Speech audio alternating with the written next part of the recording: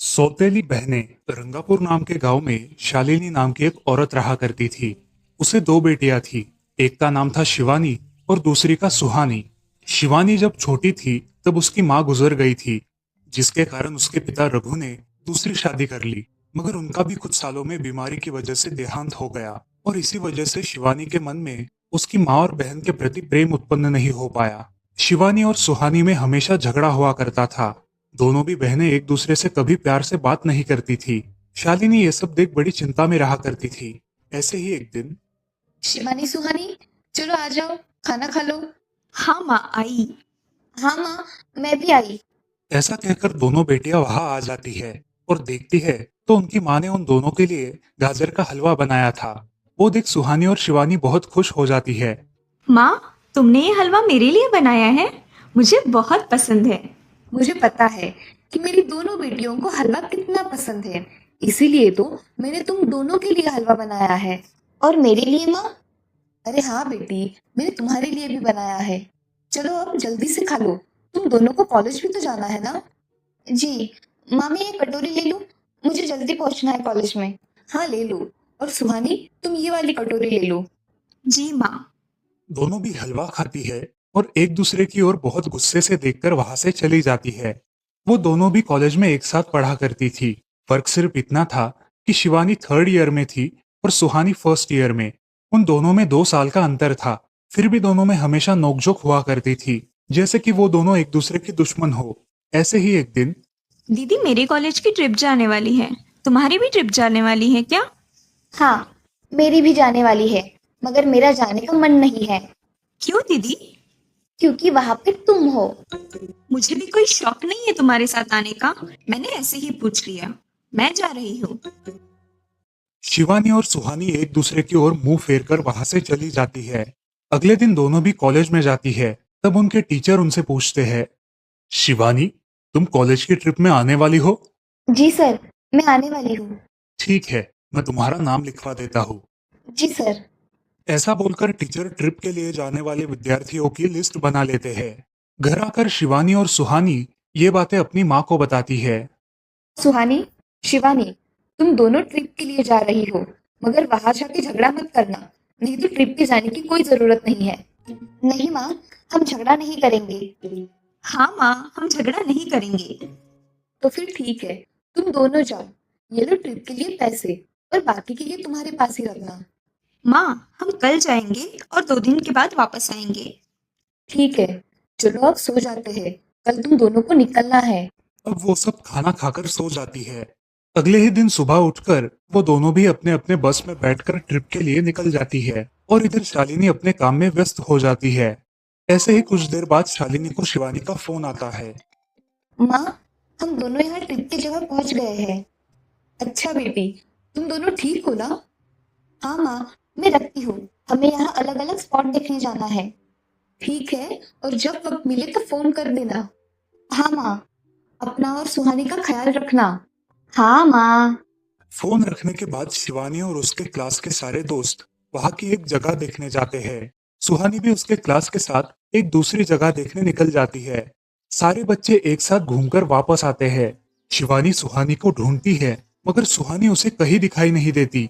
इसलिए शिवानी को बड़ी चिंता होने लगती है। अरे, ये सुहानी कहाँ रह गई?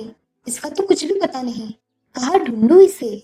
तभी शिवानी को सुहानी दिखाई देती है और उसके जान में जान आ जाती है। सुहानी, कहाँ गई थी तुम? मुझे कितनी चिंता लग गई थी तुम्हारी। अरे, मैं यहाँ ही थी मेरी सहेलियों के साथ। मुझे कुछ नहीं हुआ। ऐसा बोलकर सुहानी वहां से चली जाती है। दूसरे दिन सब लड़के लड़कियां जल्दी उठकर अपनी तैयारी कर लेते हैं और पहाड़ पर जाने के लिए निकलते हैं। वो सब आज थोड़ा घूमकर शाम तक निकलने वाले थे। सब विद्यार्थी एक हिल स्टेशन देखने चले जाते हैं। शाम होने तक उस पहाड़ी का मजा उठाते हैं, लेकिन सुहानी बिना किसी को बताए उस पहाड़ी के एक अनजान हिस्से में चली जाती है। वहां का मनमोहक दृश्य देखते देखते गलती से उसका पैर फिसल जाता है और वो वहां से नीचे गिर जाती है। शाम हो जाने के कारण सभी विद्यार्थी वहां से निकलने लगते हैं और यहाँ सुहानी एक पेड़ के सहारे उस पहाड़ी की चोटी पर लटकी रहती है। शिवानी सभी विद्यार्थियों में अपनी बहन को ढूंढती है, लेकिन वो उसे कहीं नहीं मिलती। सुहानी को ढूंढते ढूंढते शिवानी वापस उसी पहाड़ी के पास आती है और उसे आवाज लगाती है। सुहानी, सुहानी कहाँ हो तुम? दीदी मैं यहाँ हूँ, बचाओ मुझे, मैं यहाँ हूँ। सुहानी की आवाज की ओर जाते ही उसे पता चलता है कि सुहानी पहाड़ी पर लटकी है। यह सब देखकर शिवानी बहुत घबरा जाती है। शिवानी अपनी पूरी ताकत लगाकर उसे ऊपर खींच लेती है। तुम यहाँ क्यों आई थी? अगर तुम्हें कुछ हो जाता तो मैं क्या करती? माँ को क्या जवाब देती? दीदी मेरा पैर फिसल कर मैं वहां गिर गई। मैंने बहुत आवाज दी मगर मेरी आवाज किसी ने नहीं सुनी। तुम ढूंढते हुए आई और मुझे बचा लिया। तुम दुनिया की बेस्ट दीदी हो। हाँ सुहानी, चलो अब घर जाने के लिए देर हो जाएगी, बस निकल जाएगी। सुहानी को ऊपर खींचते वक्त शिवानी के हाथ पर बहुत सारे जख्म हो गए थे, इसलिए सुहानी अपनी ओढ़नी फाड़कर उसके हाथ पे बांध देती है और अब वो दोनों बस के पास चले जाते हैं। क्या हुआ है शिवानी? हाथ से खून बह रहा है तुम्हारे? कुछ नहीं सर, मैं वहां पे गिर गई थी, अब मैं ठीक हूँ। टीचर और सारे छात्र गाड़ी में बैठकर घर जाने के लिए निकलते हैं। घर आने के बाद शिवानी सारी हकीकत अपनी माँ को बताती है और वो सब सुनकर माँ दोनों को गले लगाकर रोने लगती है। तुम दोनों एक दूसरे के साथ होते हो इसलिए मुझे कोई टेंशन नहीं रहता, मगर मेरी बच्चियों, खुद का भी ख्याल रखा करो। उस दिन के बाद दोनों सौतेली बहनों ने अपने बीच की सब नोकझोंक बंद कर दी और हंसी खुशी सगी बहनों की तरह रहने लगी।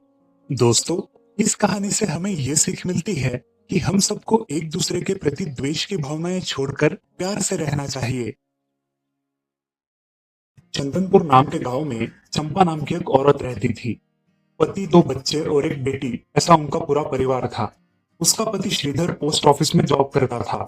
उसकी कमाई से ही घर चलता था। चंपा ने अपने घर के सामने एक छोटी सी दुकान खोल के रखी थी। उससे उसे जो भी मुनाफा होता वो अपनी बेटी की शादी के लिए जमा करके रखती। ऐसे ही बहुत दिन बीत जाते हैं। अब बच्चे भी बड़े हो जाते हैं। बड़ा बेटा अशोक डॉक्टर और छोटा बेटा रवि वकील बन जाता है और दोनों अपनी ट्रेनिंग पूरी करने लगते हैं। एक दिन उनकी बहन ज्योति के लिए एक अच्छा रिश्ता आता है और ज्योति की शादी पड़ोस के गांव के सरपंच जी के बेटे से हो जाती है। ज्योति बहुत ही कामचोर और गुस्सा करने वाली होती है। इसी कारण उसके ससुराल से उसे निकाल दिया जाता है। वो अपने पति को लेकर अपने मायके रहने आती है। अब चंपा का जमाई दुकान चलाता है और चंपा और ज्योति आराम से वहां रहती है। अरे ज्योति, जरा अपने कामचोर पति को कुछ काम करना क्यों नहीं सिखाती हो? कुछ काम का नहीं है वो। अरे हाँ माँ, उनके पिताजी ने तो उन्हें ही घर से निकाल दिया और हमारे माथे मर दिया। जाने दो, पति है। माँ और बेटी इसी तरह तानेबाजी करती रहती। अब बड़े बेटे अशोक की शादी उन्हीं के गांव के एक लड़की से करा दी गई, लेकिन उस लड़की से भी चंपा बहुत काम करवाती और वो बेचारी सासू माँ का आदर करके सब काम चुपचाप करती थी। एक दिन वो काम करके थक गई और एक जगह पर बैठ गई। ए कामचोर कमला, इतना सारा काम पड़ा है घर में, क्या वो तुम्हारा बाप आके करेगा? चलो काम कर। हाँ हाँ माँ जी, करती हूँ। ऐसा कह के कमला अपने काम पर लग जाती है और सारा काम खत्म कर देती है। चंपा अपने बेटे अशोक से घर आने के बाद चुगलियां किया करती थी। अशोक घर आकर कमला को बहुत भला बुरा कहता और कभी कभी तो उस पर हाथ भी उठाया करता था। ये सब रवि देखा करता था और रवि को बहुत बुरा लगता था। अशोक मारने आता तो रवि बीच में पड़ जाता और माँ बाप को डांटता था और वही झगड़ा खत्म हो जाता था। ऐसा बहुत दिन चलता रहा। रवि को रंजना नाम की एक लड़की बहुत पसंद थी, जो कि एक न्यूज रिपोर्टर थी। क्या तुम मुझसे शादी करोगी? मुझे तुम बहुत पसंद हो। हाँ, मगर रवि, तुम्हारे घर में तुम्हारी माँ का बर्ताव मुझे बिल्कुल पसंद नहीं है, इसीलिए पहले तुम इसका कोई हल निकालो। अरे रंजना, मैं हूं ना तुम्हारे साथ, तुम्हें टेंशन की क्या बात है? मगर रवि, तुम भी अगर मुझे मारने पीटने लगे तो मैं तुम्हें कोर्ट में खींचूंगी। अरे हाँ बिल्कुल, वो तो तुम्हारा अधिकार है। अगले दिन रवि अपने घर में रंजना के बारे में बताता है। रवि की माँ चंपा उसे साफ मना कर देती है। रवि, तुम्हें कुछ समझ आता है या नहीं? अपनी बिरादरी की लड़की से शादी करो बेटा। इस घर में ये आखिरी शादी है और मेरे भी कुछ अरमान है बेटा। अजय, आप कुछ कहते क्यों नहीं? हाँ बेटा, तुम्हारी माँ सही कह रही है, तुम इसकी बात मान जाओ बेटा। नहीं पापा, मैं शादी करूंगा तो सिर्फ रंजना से, वरना मैं शादी नहीं करूंगा। सब चुप हो जाते हैं। अगले दिन रवि मंदिर से शादी करके घर आता है। सब अचरज से रवि की ओर देखते हैं और चुपचाप अपने कमरे में चले जाते हैं। कमला उन दोनों का स्वागत करती है और वो दोनों अपने कमरे में जाते हैं। कैसे लगा मेरा घर? अच्छा है, मगर सब मिलजुल के रहे तो और भी अच्छा होगा। रंजना, तुम्हें मेरी माँ को सबक सिखाना होगा, तभी घर के सारे सदस्य ठीक हो जाएंगे। ठीक है रवि, जैसा तुम चाहो। अगले दिन रंजना अपने घर के मंदिर में पूजा करने जाती है। तभी रुको, मेरे भगवान के मंदिर में तुम मत आओ, जाओ यहाँ से। यह कहकर सास रंजना को वहां से भगा देती है और घर के किसी भी काम को करने से मना कर देती है। तब क्या माँ जी, आज से मैं इस घर की बहू हूँ। इस घर पे मेरा भी उतना ही अधिकार है जितना कि आपका। क्या बोल क्या रही हो? निकल जाओ मेरे घर से। खबरदार अगर हाथ भी लगाया तो। पता है ना, मैं न्यूज रिपोर्टर हूँ। रातों रात खबर छाप दूंगी और कोर्ट के चक्कर लगेंगे वो अलग, समझिए आप। सास चुपचाप देखने लगी और उसकी बेटी और ससुर भी देखते ही रह गए। रंजना ने कमला से कहा, दीदी, मुझे आपसे काम है, आप मेरे कमरे में आइए। और हाँ, आज से खाना ज्योति दीदी आप बनाएंगी। अरे माँ, तुम कुछ बोल क्यों नहीं रही हो? ये मुझे काम करने को बोल रही है। अजय, सुनते हो? चलो मेरी मदद करो। हाँ आता हूँ। ज्योति किचन का काम करने चली गई और सास बाहर का काम करने लगी। रंजना कमला को लेकर अपने कमरे में गई और उससे कहा, कमला दीदी, आप कुछ कहती क्यों नहीं? आप चुपचाप सह लेती हो, उसका ये नतीजा है। अब देखो दीदी कैसे काम कर रही है। आप कुछ काम करती थी क्या शादी के पहले? नहीं रंजना, मगर अब घर से ही अपना खुद का कुछ व्यवसाय शुरू करने का सोच रही हूँ। बहुत अच्छी दीदी, अब आप किसी से मत डरिए, हम हैं आपके साथ। सच में किसी के साथ होने का कितना महत्व होता है। अब उसकी सासू माँ ही घर के सारे काम करने लगी थी और ज्योति को काम करवाने की वजह से ज्योति भी अपने ससुराल जाने की सोच रही थी। अजी, यहाँ तो काम वाली से भी ज्यादा बुरी हालत हमारी हो गई है। चलो हम हमारे घर चलते हैं, सब है हमारे यहाँ। अरे रे, आप कहाँ चली? अभी भी काम बाकी है। ज्योति का पति रंजना से धन्यवाद कहता है और ज्योति को लेकर अपने घर चला जाता है। अब सासू माँ एक दिन पूरा काम करके इतना थक जाती है कि उसके बदन में बहुत दर्द होने लगता है। तब दोनों बहू सास के पास चली आती है और एक बहू सास के पैर दबाती है तो दूसरी बहू सर दबाती है। सासू माँ उठकर रोने लगती है। मुझे माफ कर दो मेरी बेटियों, अब से कभी ये गलती नहीं होगी। सास को उसके किए पर पछतावा होता है और ये देखकर घर के सभी सदस्य बहुत खुश हो जाते हैं। रवि और रंजना भी बहुत खुश होते हैं। वाह बहू, जो आज तक नहीं हुआ वो तुमने करके दिखाया। बहू हो तो ऐसी। रंजना अपने बर्ताव के बदले माफी मांगती है और अब सब लोग खुशी खुशी रहने लगते हैं। तो दोस्तों, इस कहानी से हमें ये सीख मिलती है कि हम सब मिलके परिवार बनता है और हम सब परिवार का महत्वपूर्ण अंग होते हैं। परिवार के काम मिल बांट कर करना ये हमारी वैयक्तिक जिम्मेदारी है।